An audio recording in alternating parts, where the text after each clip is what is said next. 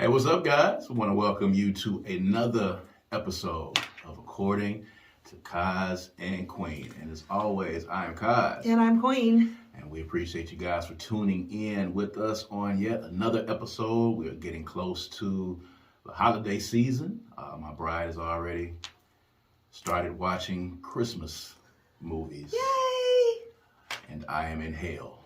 I am in literal holiday hell. Baby, you should try the Christmas movies. They make you feel so Christmassy. And I'm not a Grinch. I enjoy the holiday season and the festiveness of the holiday season. And I enjoy my kids, enjoying the holiday season. And now that we, of course, the little one always gets excited around this time. She's becoming a preteen, so, her, Christmas list has, morphed a whole lot. But I enjoy seeing her happy, and I enjoy the festiveness of the holiday season. I just prefer for the Christmas movies to begin around Christmas time. It is around Christmas time. It's not even Thanksgiving yet.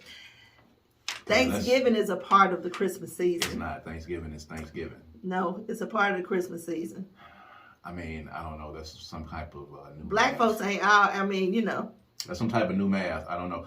Let's show some Christmas movies, in December, the second week of December. It's too many of them. Let's roll into, and that's one problem, is because it's too many of them. It's too many. It's absolutely too many of them. It's ridiculous. The Christmas movies are the only thing. It sounds a bit Grinchy. It's not Grinchy at all. And Christmas movies are the only thing I think that's keeping the Hallmark Channel on air. I don't even watch Hallmark Channel. It's a plethora of channels to pick from. I don't know how you can possibly tell the same story in 100 different movies, because it doesn't matter if it's a Tubi Christmas movie, it doesn't matter if it's a black Christmas movie, it doesn't matter if it's a white Christmas movie, it doesn't matter if it's the Guardians of the Galaxy's Christmas movie, it doesn't matter if it's Hispanic, it doesn't matter what type of Christmas movie it is, it's the same plot of every Christmas movie. The person comes back to their town, they've been gone for a while, they run into their high school sweetheart, there's some type of calamity that's going to prevent Christmas from happening, or, the electricity's out and we can't light the tree, presents get stolen, love lost or love unrequited that never happened is rekindled as you come back to town from the big city. The football star or the movie star or the big lawyer comes back in, and then they all fall in love. Or either the families are merging together, new families, and they're trying to merge the Christmas traditions, whatever the case might be. It's the same plot for all of them. And I don't know how many times. But don't forget the many different versions of A Christmas Carol, which for me, those are my favorite. I love the Christmas Carol retold stories, going back to the past, the present, the future. Those are all, I love those, no matter what. And I like the original one too. And I forgot about that version of the Christmas story. Those are great. But baby, the point is that those movies always end joyfully and happy. And somebody who has had some sort of negative experience always ends up moving beyond it. So there is, goodness in the movies. It might be the same story told, but some of us enjoy seeing movies end in a happy way. No problem with that again. Not a Grinch. I enjoy the holiday season. I do not like the commercialization of the season, because these movies are done to make money. They're done to try to stretch. Every movie is done to make money. I mean, I'm talking about taking advantage of the season. It's going to be that way for Halloween pretty soon. It already is. Listen, if you're looking for substance to come from these holidays, that's gone unless you are just keeping that in your own household. But Christmas has been commercialized all your life and all my life. This is not anything new. I miss the times when Halloween came up, there was a Charlie Brown Halloween special. Still comes on.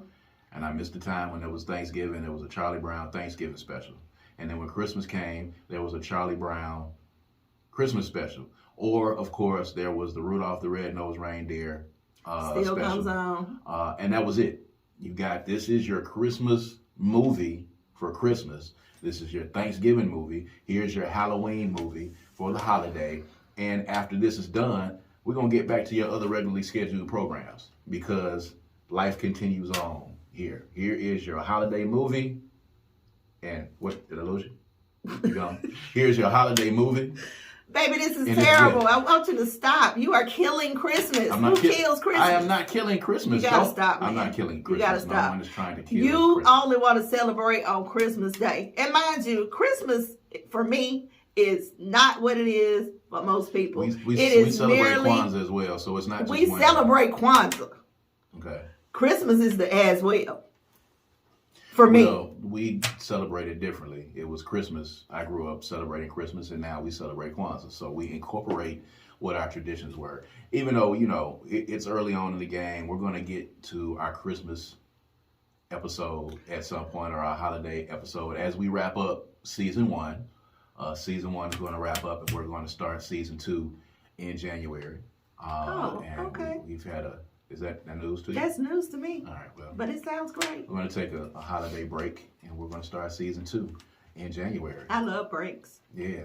It's going to be a short one, though, because, you know, we can't put like a break for you is 2 days. Can't put you on the shelf for too long, because you'll turn around and be like, I'm done with all I'm moving on. My life is moving on. So we're going to keep this going on, but we appreciate you guys who have tuned in for this season, our first season of the According to Kaz Queen podcast. If you're watching us on YouTube, you know the drill. You already know. Just look right under my finger right there and subscribe to that page. All right. Make sure you like and subscribe and leave us some comments too as well, so you can get us up in and all throughout that algorithm. You know what I'm saying? And if you are listening to us on the audio version, of course, you can find us on Spotify, on Apple Podcasts. You can find us on Google Play, Amazon Music, wherever you listen to your podcast, you can find us there. So we appreciate you continuing to support us as we're getting ready to wrap up season 1 and going into season 2, into bigger and better things, man. This has been a fantastic year, but we'll talk about, you know, giving thanks, since we're coming up on Thanksgiving is the next holiday, not Christmas. Thanksgiving is the next holiday. So we're going to talk a little bit about giving thanks and, you know, what we can expect on the Thanksgiving table this year from the Queen. Yeah. Dude, you are really hammering out the newness today. Is it really? Yeah. We haven't already talked about this already? No, in fact, I have been trying to have this discussion with you, and you've been like, I'm going to get back to you. We have not talked. That was about my Christmas present. Which, by the way, I figured out what I want to. By the way, I'm not going to divulge it here, but I think I figured out. You don't need to, because you might necessarily get it. So you need to. I might necessarily get it? You might not necessarily get it. So that needs to be private. No, I mean, I'm going to let you know. Yeah, I want to know. My needs are small. I don't ask for much, so I do expect to get it. Ooh, at some point between Christmas and Kwanzaa. Talk, baby. I'm just saying, man. I like when you talk like that. My needs are small. I'm not somebody that needs a whole lot. And most of the time, I get something I need as opposed to something that I want anyway. So, well, my needs aren't small either. No, your needs aren't small. My daughter's needs aren't small. I'm in a high-maintenance household. No, I'm sorry. My words got mixed up. I meant to say my needs are small as well. Do you not agree? All right. If that's what you're saying. Okie dokie. Okie dokie. Anyway, we're going to move on. So, a couple of things going on in the world right now. And of course, these are conversations between a husband and a wife that happen in the privacy of our own home that we bring to you, sometimes to make you laugh, to make you think. Tia Mowry, okay? Tia Mowry. Sister of Tamara. Mm-hmm. Never really knew the pronunciation of those names. You know them of Sister to Sister fame. And Tia, of course, you have known from the game as Girl Melanie. Melanie, med school. Whatever the hell, med school. She recently announced that her and her husband, I don't remember this guy's name. Corey Hardwick. He's an actor himself. Yes. I've seen him in a few things here and there. Not really that familiar with a lot of his work. Didn't know that they were married until about a couple of years ago. Didn't know. Babe. Didn't know. My goodness. It's funny how some things get all of your attention and other things get none of your attention. And it's funny how I think that same thing about you sometimes. Because I don't know why who Tia Mowry was married to would be something that I would even be concerned with or would even know. I don't even consider her an A-list celebrity. I think she's like a B+ celebrity. B+ might even be generous. That might be generous, yeah. B+ might be generous. But we still know her. From sister to sister. She's been consistently out there working. Yes. And they're twins. Is she the only one that's working? No, Tamara was on The View. Was it The View? Not The View. No, that was Tia that was on The View. It wasn't The View. It was the show that Tamar was on and Adrian. So that was Tamara. That was Tamara. Okay. But that's the only thing that Tamara's done since Sister. And Tia No, has been baby, they've all been working. They've both been working. They're identical twins, and I can't tell them apart. And don't really care to. They can easily be told apart, too, I by guess the way. if you care. One has a mole on her face. Did not know that. Tamara. Have not looked at them that... I'm really shocked that I know all this. Yes. But it's basically just because you know. Ironic that you just said what you said, and you know how to tell these twins apart. Yeah. Yeah. I hadn't paid that much of attention to it. However, point is, she's making the rounds here because her and her husband are getting a divorce, and she is raising a lot of eyebrows because she has said that she is looking at this marriage as a successful marriage, and that this is a graduation and an elevation on to new things. And I absolutely wanted to get your thoughts on this as you have seen this. Yeah. Well, what stuck out to me about what she said was that she said that people have this idea that in order to measure a marriage or in order to identify a marriage as being successful, people tend to measure it by longevity. Mm-hmm. And that is not how she thinks. She said her marriage was successful.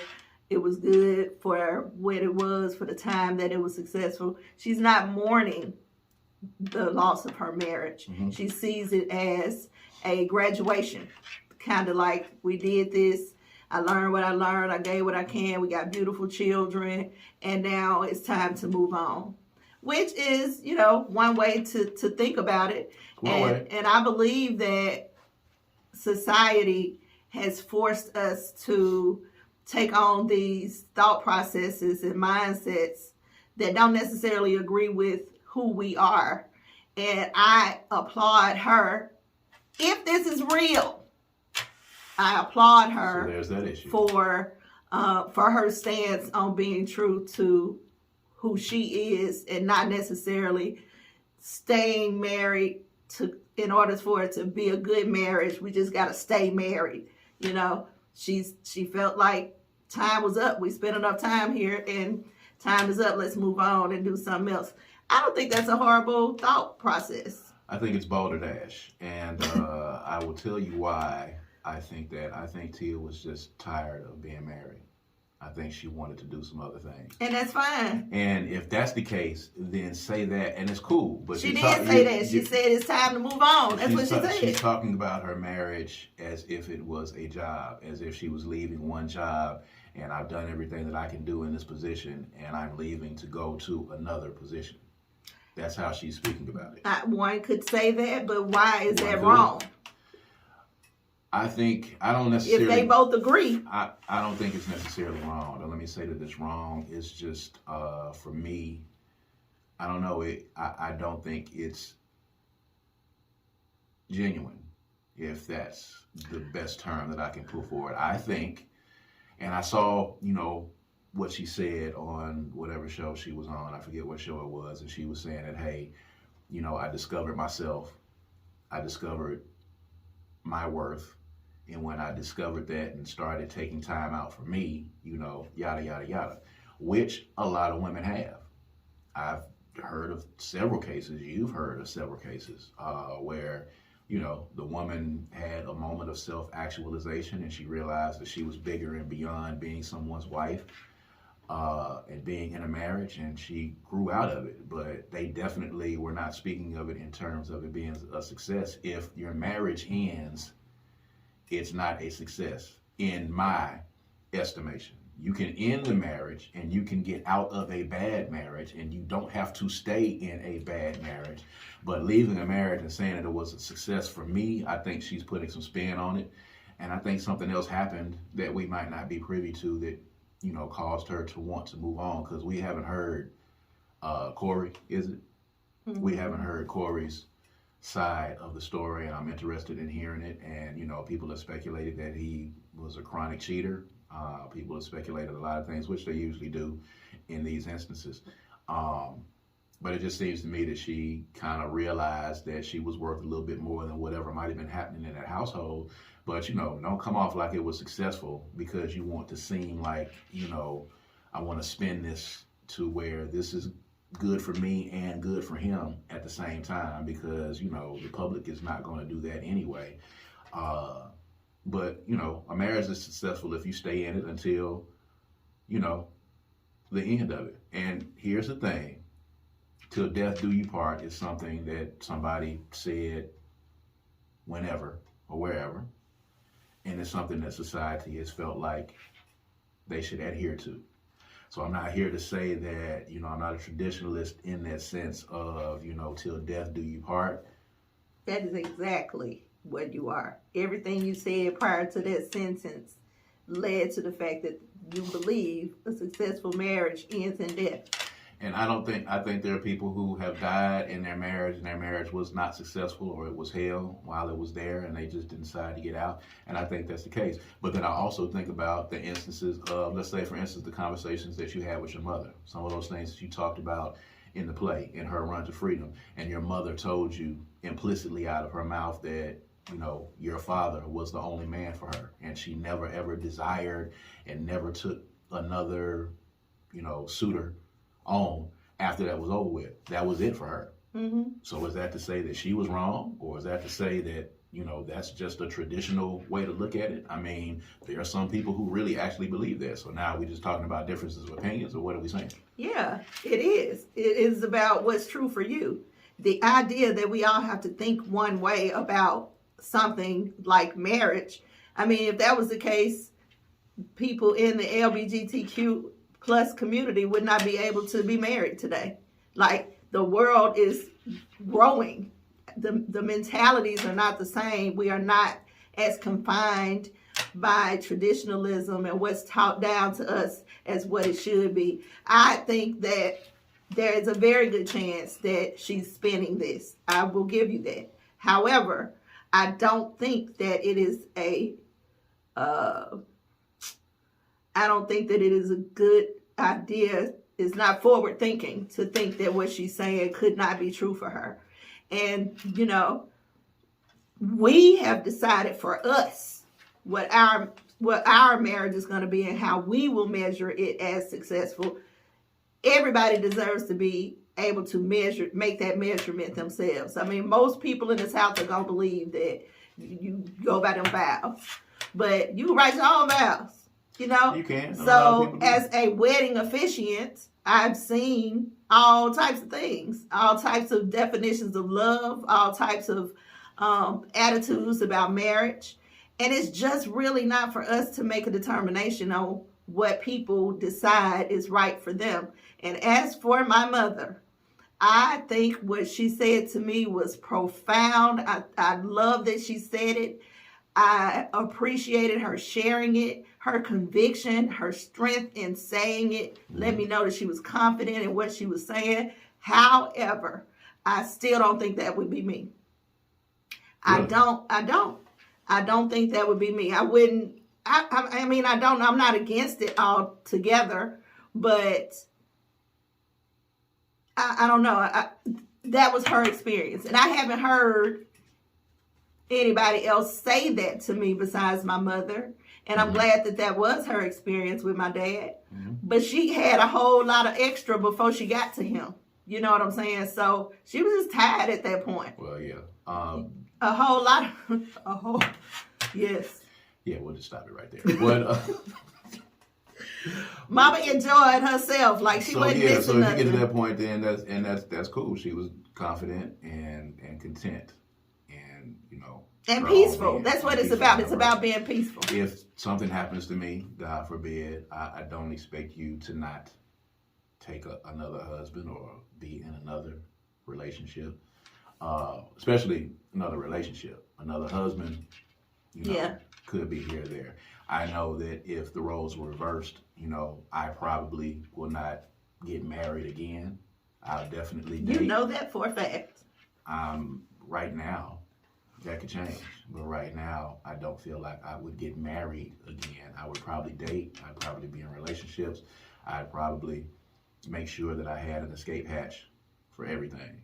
And, I would probably, have, acquaintances and maybe some, short-term / medium-term relationships, but I don't think I would get married again and make that commitment. For me, and we've talked about this, and we've talked about it on here before, I have always wanted to ensure that when I got married, I wanted it to be one time.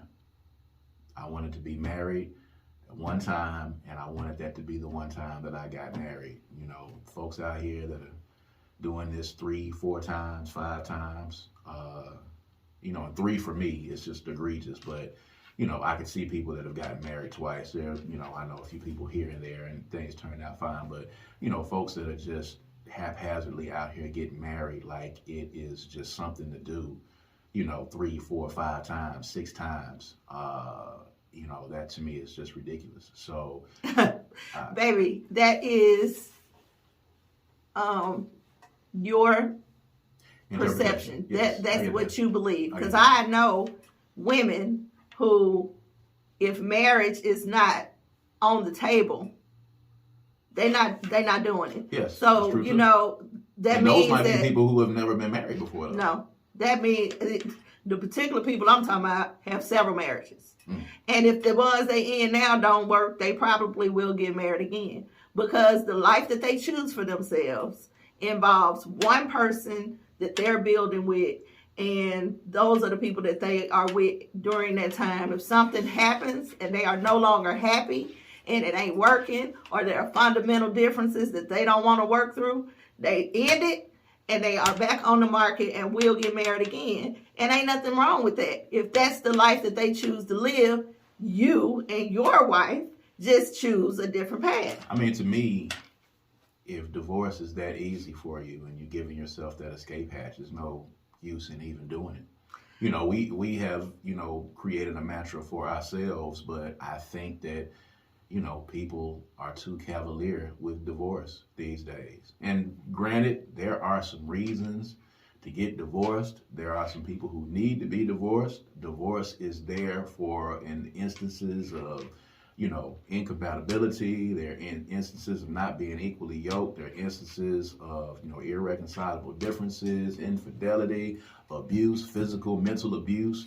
It's a lot of reasons. That's why divorce exists. It's a lot of reasons for it. But a lot of people look at divorce like, I ain't really feeling this right now. I'm tired, or that I'm feeling like this, I'm gonna get a divorce because I'm ready to get back on the market again. You're measuring how you quantify love, marriage, and divorce.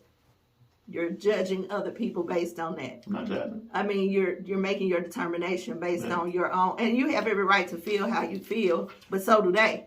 And maybe maybe it's not that they're cavalier about divorce. Maybe they're cavalier about marriage and getting married.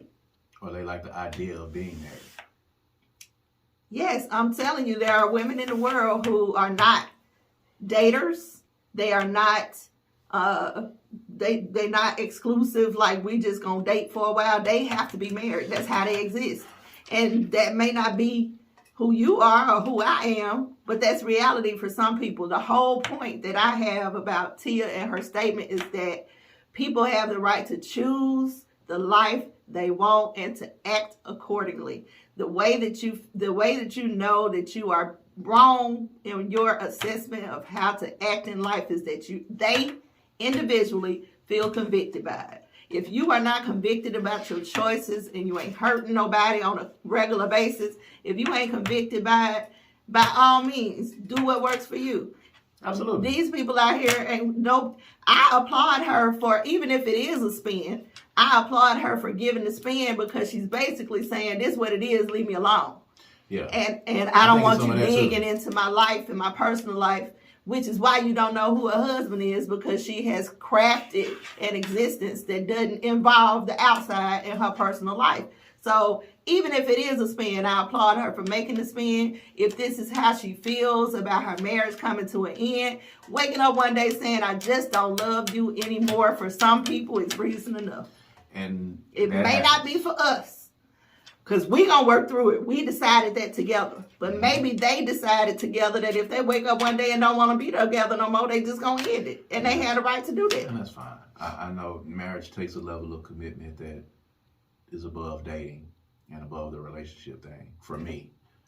And again, just speaking for me, we dated for a while. We dated for 8 years before, the 2.5, 3 years that we broke up in between and then got back together and got married immediately. But we were together for 8 years. And for me, the moment that we got married marked a different level of relationship. It's a different level of commitment than Absolutely. those 8 years that we were together. We lived together. We handled finances, horribly. We handled them. We did an awful job at it. But, put a pin in that. Yeah, never come back to that. We handled it. But the moment that we got married, it was a different level of commitment. And I think a lot of dudes understand it a lot of times, because you have these dudes that are serial daters, or people that have been, the guy that was the movie The Blind Side was based off of, just got married. And was she black? Yeah, she was black. And he dated her for 17 years. Oh, wow. He's been to the NFL, he's played in the NFL, has his movie after him, The Blind Side, and he just married her, and they have been together for 17 years. So you look at that, and then you say, of course, for him, what was the holdup to make that next step? And it's because for me, once you say I do, in front of people, in front of God, in front of whoever it is, it is your deity or whatever your governing body is in your particular area, judge, preacher, or whatever, it takes it to another level. It's a different level of commitment. It took him 17 years to figure out if he wanted to say, I do to this woman, what was the final thing that made him decide, I'm going in? That's a good thing. A lot of people who date that long and finally get married don't stay together too much longer. Because they already did it already. They've been together already. But then again, you can say, well, for 17 years, we know everything about each other that we need to know. And now we can go ahead and go forth. Or it could have been fine that he was like, I'm just ready to do it. I'm tired and I'm ready to do it, which, it's not the greatest of reasons, but it could be. At any rate, Tia's no longer married. She's on the market. She said that she knows her worth now. So she's about to get out there and she's about to drop it. That's a real thing, though. Especially people who have been together when they're younger, and they have to grow together, and then eventually they start doing self-work and realize this is not even the life that I would choose for myself now. Right. I'm somebody totally different than the person that you married. I think there's great power in that. Mm-hmm. There's a loss in the relationship. There's a loss in the marriage, true. But there is power in finding yourself and acknowledging that this is not something you want to contribute any more time to, and you want to be, there's just power in that. So what you need to do is know yourself before you get married. And if she's saying that, that's legitimate. That's what she said. I think, we have said, for us, I know for me, I speak for you, but we've talked about this, but, getting married, late 30s, early 40s, for us, for me particularly, was perfect, because I know, and I think what would have happened if marriage had taken place when we were in our 20s. You get married too young and not knowing yourself and not even knowing who you are as a person and committing yourself to another person, and then you grow and you live life enough to grow, and then you finally wake up and realize one day that I shouldn't have done any of this to begin with. And, it's just knowing you need to know that that's what you want to do when you get ready to do it. Not because people tell you that you're supposed to do it. Not because another person is pressuring you to do it. Not because you have kids. Not because any of that. You need to do it because it's what you feel like you want to do. And if you don't feel like that, if you don't have that feeling, I know the feeling that I felt when I was ready to ask you to marry me. I don't know the feeling that you felt when I asked you, but I know the feeling that I felt, and I knew that I was ready at that moment.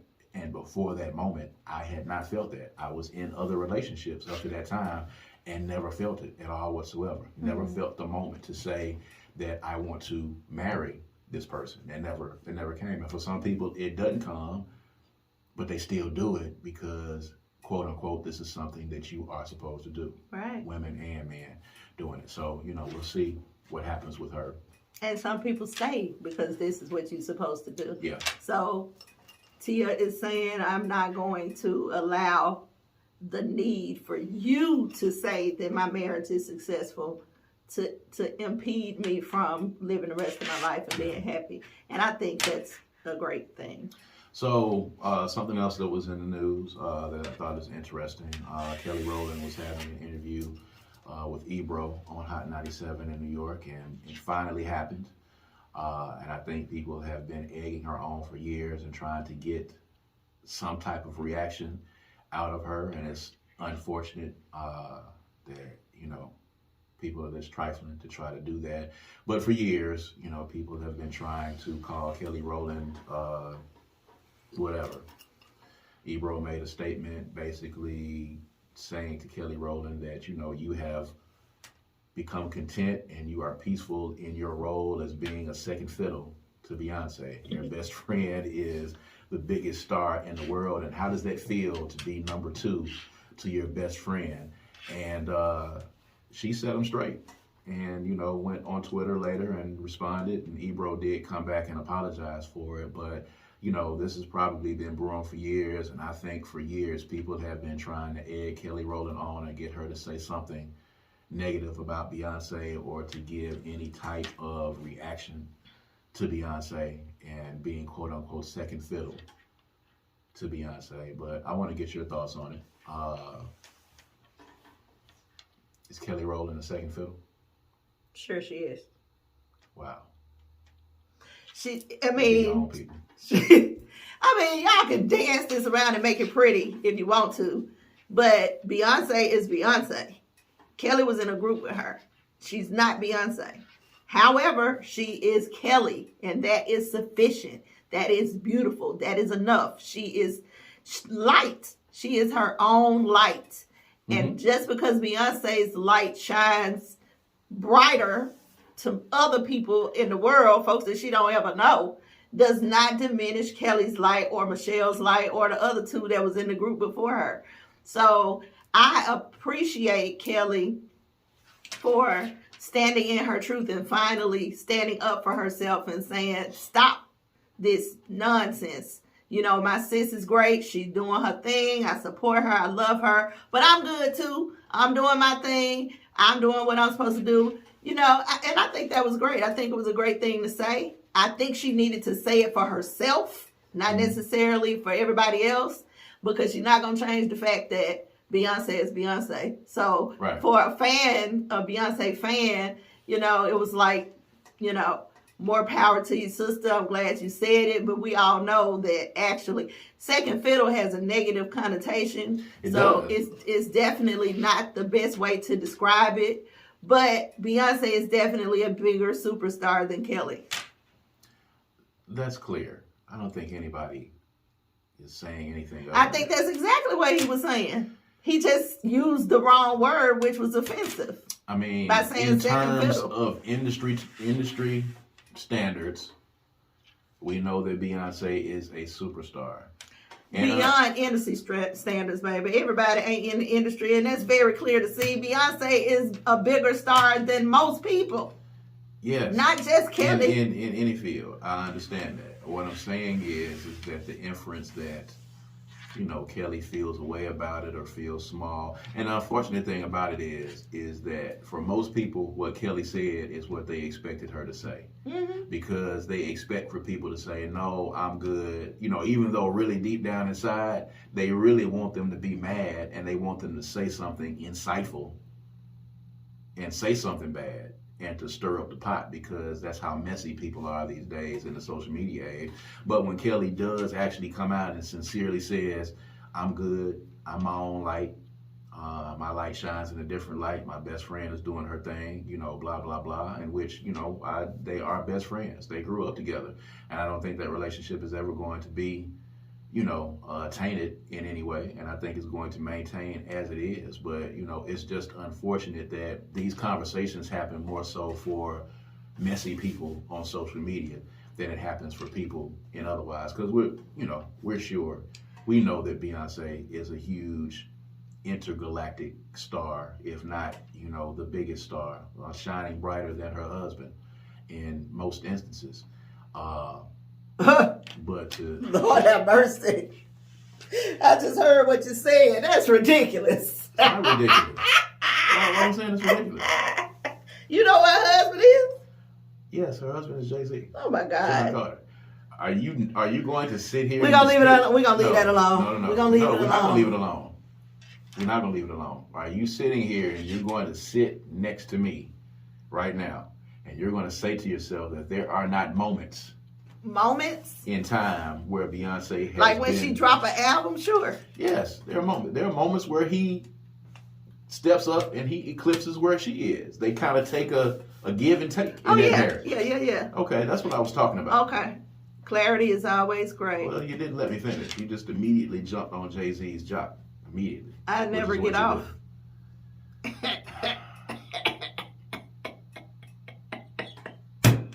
Woo, baby, come on back. I'm back. All right. I didn't go anywhere.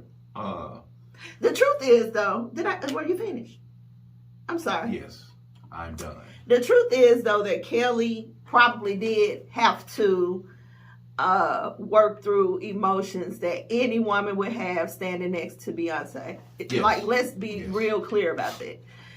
The idea that she has never had some traumatic emotions about this whole Destiny's Child, then Beyonce. Mm-hmm. Like, that's unrealistic. But what I do find it very positive that she was able to make a statement to him. What was more telling for me is that she did not lose her cool and she never sweats, which lends to the fact that she actually has done work on accepting herself. And it's sincere. Yeah. Yes, I agree with that.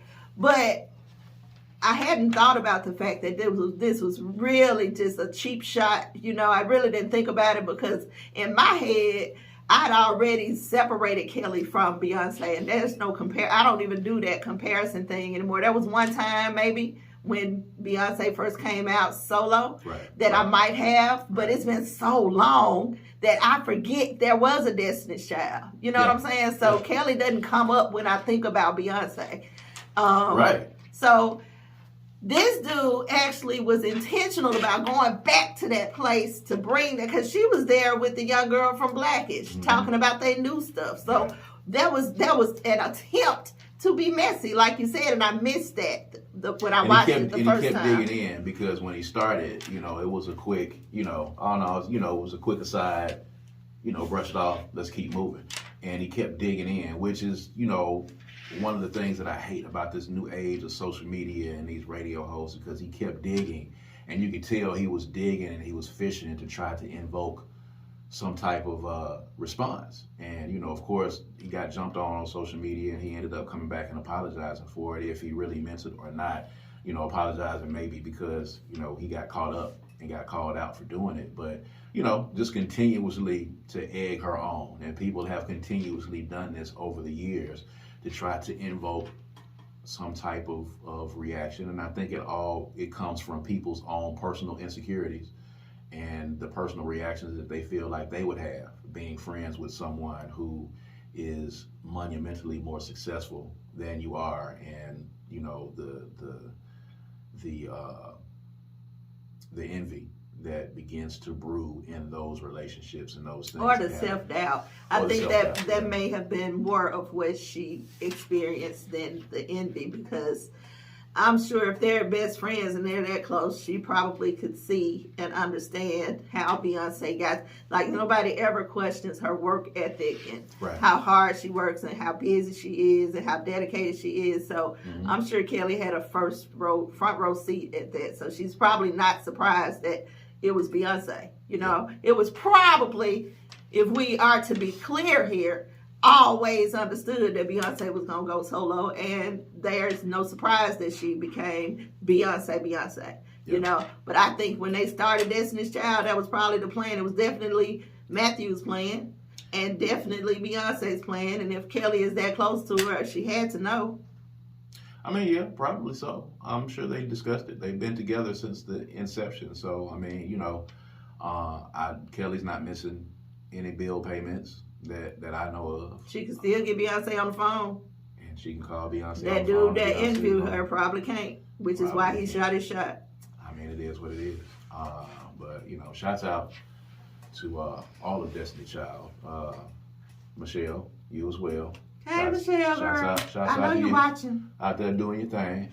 I hope she is watching. Maybe she is. Who knows? But, you know, being close to and cool to, like I said, one of the biggest and brightest stars in the universe, you know, it has its pros and it has its cons. And the cons is dealing with the shortcomings of other human beings that exist in the world. Speaking of which, I want to talk about this real quick before we give thanks on this episode. I want to talk about this incident with this young lady down in Mexico who was from North Carolina, Chantella, and she went on a friend's excursion with 5 of her friends down to Mexico and did not return, unfortunately. And it's turned into, it's crazy at this point. And I know that no one involved thought it was going to snowball into this right here. But of course, if you have not been keeping up, this young lady died down in Mexico. Her friends told her mother that she died of alcohol poisoning. The autopsy revealed that she died of a broken neck and a broken spine. Had bruises on her body. They left her body down in Mexico, by the way. Family had to try to retrieve the body. And it got so much press on social media. Of course, a video emerged of one of the people on the trip jumping on her in the hotel room and her not fighting back. And it got so much press and it got talked about so much that the FBI got involved. And now it is possible that, I think it has been at this point, I think it's been ruled a homicide at this point, that she was killed and she did not in fact die of alcohol poisoning. And of course it started a string of posts and memes, and of course, you know how people jump on it now. Of course, now everybody's talking about how, oh, you need to watch your friends and know who your friends are, and you're going out of town on the trips, and if you go out of town on the trip, something happens to my daughter, you know, all of your mothers are going to grieve and that kind of thing. Like, you know, people start to snowball effective, you know, trying to get attention on their pages or whatever. But, you know, just to get back to this story, you know, when you saw it and you read it and you heard about it, you know, what were some of your first thoughts about this really wild ass story? You know, this one cut me kind of hard. It seemed so brutal and so disrespectful to life, just disrespectful to existence. When I watched the video, the fight was one thing, but the person recording, ooh, that one right there is a problem for me.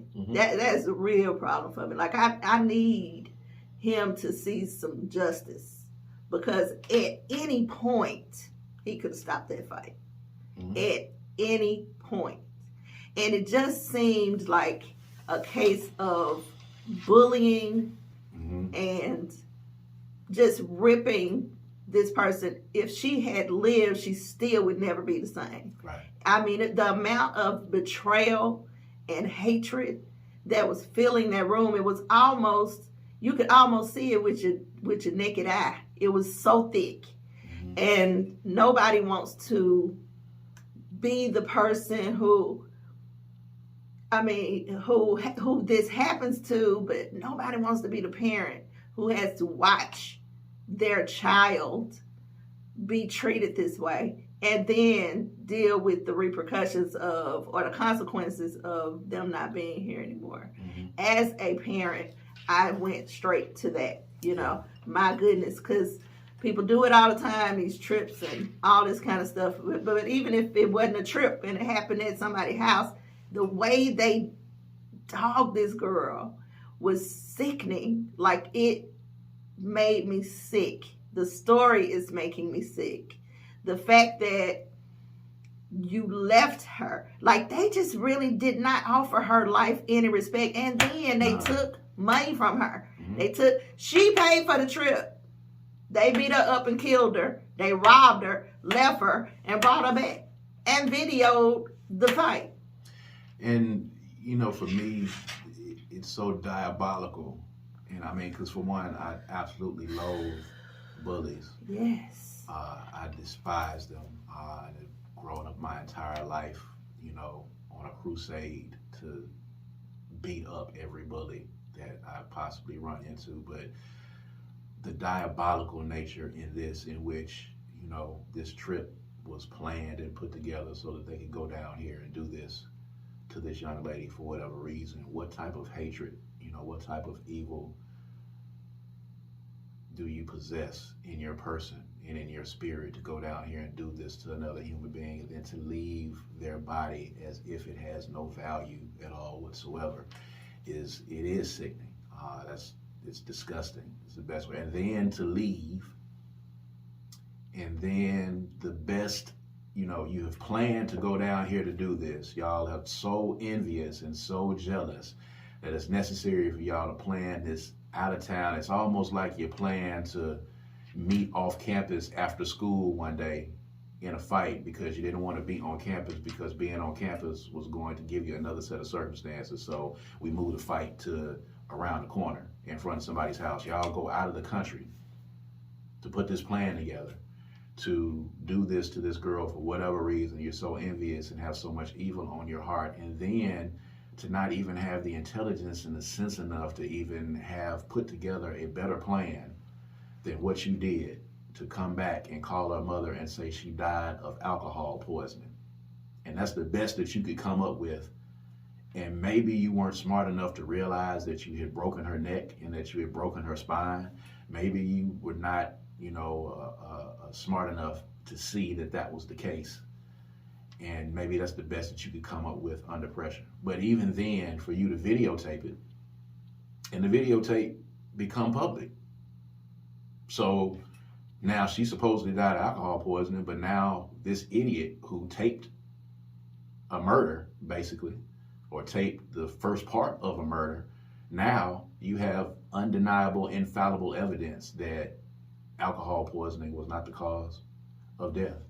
And, of course, you have this person that was in the video who is obviously going to tell at some point because they're the only person that's on video, and they're going to go to that person and they're going to ask them immediately. So this is all going to unravel, and it's going to be interesting to see what the story is, because somebody's going to have to tell the truth, and they're going to have to tell about they're going to have, whoever was recording and whoever was there, somebody's going to tell this plan.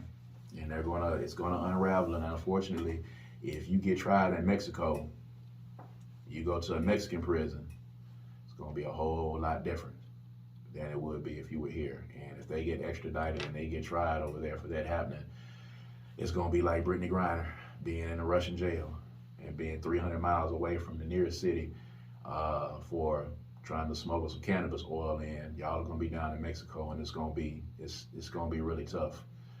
Because that seems to be the end of what this is going to be here with this horribly put together plan. But, I'll just say this. I know that there's a lot of people out there who said that, know your friends, this. Pretty much 90% of the people that put those posts up, I'm absolutely positive that you have been on a trip and that you have been on a vacation, or that you have went somewhere with some people that you thought were your friends and they really didn't like you and you just were lucky enough to make it back home. Or either they were not evil enough to actually try to harm you or kill you. It happens more often than you know. It happens more often than you think. And it's very difficult to know these days who your truths are. That's true. It's very difficult these days. And as a parent, you know, you talked about this. You know, we're raising a preteen right now, about to be 13 years old. And the anxiety that exists with trying to, you know, teach her that, and trying to tell her to have how to have discernment at 13 about being around certain people, and the fact that some people raise children who are just not good people, and are not raising good people, and are raising them to go and try to abuse and harm others under the guise of being cool or whatever the case is. It's very difficult. There's a lot of Chantellas that are out there. I don't know if I'm saying her name correctly, but there are a lot of instances like this that have happened. And unfortunately, it may be more. Just be careful of who you're around. And I know you preach this all the time, you know, feel the energy of the people that are around you. Sometimes it's masked. Sometimes you can be friends with people or acquaintances with people and know the difference between acquaintance and friend. Know the difference in time frames with the people that you've been around. And I think we talked about this on another episode of the podcast. You know, have some money to get back and have an emergency contact. Have somebody that you can call, and don't go anywhere that you cannot get away from immediately, because you don't know what's going to happen. It's a super strange thing. But on that note, we're here in the year of our Lord 2022, and this is our Thanksgiving episode. Yes, and I think we got one more. You taking a break? No, it's a Thanksgiving episode. When this episode drops, Thanksgiving will be, yeah, time to get that dinner together. Get on up. Get on up. Get on up. You thought you had more time, did you? It's next week. It's a short week. It is. It's a short week. It's oh, wow. Yeah. Okay. Yeah. All right. You know, go ahead. Go on. I this interrupt drops, you. it'll be tomorrow, actually. So, yeah. When the episode drops. But 2022, we're getting near the end. We're in November. What do you have to be thankful for? You. Oh. I'm very thankful for you. I'm thankful for a growing and expanding business, and being able to finally acknowledge that I am a brand. That's something I didn't want to digest, as you know, early on. Yeah. Being thankful for that, and for it growing, and for people seeing and trusting the light that God has given me. I'm thankful for the good and the bad and all the things that we grow through. I'm thankful for being able to witness your spiritual development and acceptance of self, and finding and maneuvering your way through that. We're getting there. Yeah, and I've been praying for years for that. So I'm thankful to be able to see that. I'm thankful for family and friends. I'm thankful for making 10 years with TAPS. Mm-hmm. I'm thankful for her Run to Freedom, all the cast and crew that were involved in that. I'm thankful for rest and restoration and relaxation and self-care, and for understanding how important that is. I'm thankful for a working vehicle. She's tired, but she's still going. Man. Thankful for our home filled with love and joy and good smelling incense. and thankful for another year of life, and looking forward to more and more, bigger and better, and more elevation and growth, and more coverage from the ancestors, and more guidance from the spirit guides, and more messages from God, more direction, more instruction. I'm looking forward to it. And, that's basically it. Thankful to be able to provide what God has given me to provide, and to do that with great obedience. Okay, so I'm thankful, of course, for you, and I'm thankful for the little one. I'm thankful for my kids, and my family, and thankful for anyone that has any love for me in any shape, form, or fashion. Thankful for a new roof over our head. This is actually like making a year of us being in our new home, our newest home. A year ago, at this point, we were just moving into our new place after 5 or 6 years of you being ready to move out and go someplace else, and we were finally able to make that happen. So that's at the end of 21, but 2022, getting acclimated to the house, and now the house finally feeling like home, finally, after we've been in there for quite a while, for almost a year. Thankful for some clarity, thankful for growth and evolution, and I'm thankful for spiritual growth. I'm still a work in progress, still working on it, not there yet. 2022 has been a heavy year, but I'm thankful that we've made it through to the end, and finally starting to see some kind of light. I'm thankful for new opportunities, new jobs, new horizons to conquer. Definitely in a better place at this point in this year than we were at this point on last year. And I think that's part and parcel to the whole thing, is to try to elevate every year. But thankful to be here, and thankful for working vehicles and roof over the head, and being able to feed that hungry 12-year-old, and to be able to feed ourselves, and to be able to get up every day and do what we love, and do what needs to be done to take care of the Franklin clan and the extended Franklin clan that's out there.